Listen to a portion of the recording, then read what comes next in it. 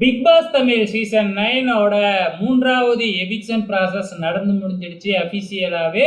So Aathirai தான் eliminate ஆகிருக்கிறாங்க அப்படிங்கிறது நேற்றே தெரிஞ்சிடுச்சு இல்லையா?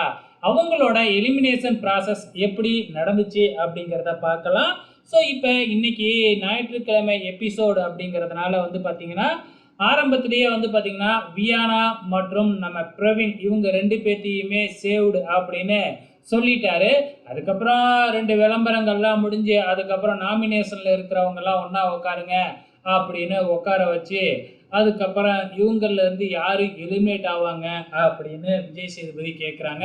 இதில் பெரும்பாலான பேர் வந்து பார்த்திங்கன்னா அரோராவோட பேரை சொல்லியிருப்பாங்க. ஸோ அவங்க பேரை சொன்ன உடனே நம்ம விஜய் சேதுபதி என்ன செஞ்சார், அரோரா நீங்கள் சேவ்டு அப்படின்னு சொல்லி தள்ளி உட்கார சொல்லிட்டாரு. ஸோ அதுக்கப்புறமா அதிக பேர் சொன்னது வந்து கலை தான்.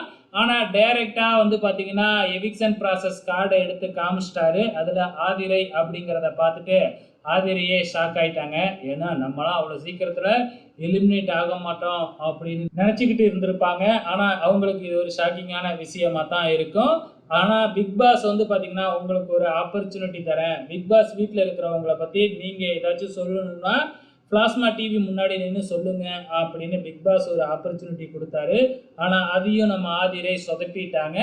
அதுக்கப்புறம் வந்து பார்த்திங்கன்னா எவிக்ஷன் ப்ராசஸ் வராண்டாவில் நின்று நம்ம எஃப்ஜி ஆதிரிக்காக பாட்டு பாடுறாப்புல, அதுக்கப்புறம் பாய் சொல்லிட்டு ஆதிரை வெளியில் வந்துடுறாங்க. இங்கே நம்ம விஜய் சேதுபதியோட ஸ்டேஜில் வந்து பார்த்திங்கன்னா பயண வீடியோ போடுவாங்க இல்லையா, அதில் எஃப்ஜேவும் ஆதிரையும் பழகினதை ஒரு ரொமான்ஸ் சாங்ஸை போட்டு எப்படியோ மேட்ச் பண்ணிட்டாங்க.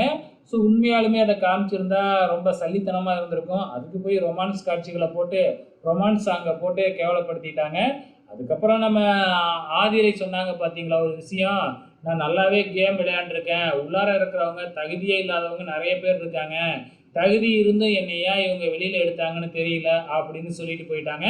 இதுதாங்க நடந்துச்சு. உங்களோட கமெண்ட்ஸை மறக்காமல் இந்த வீடியோ கீழே கமெண்ட் பண்ணுங்கள்.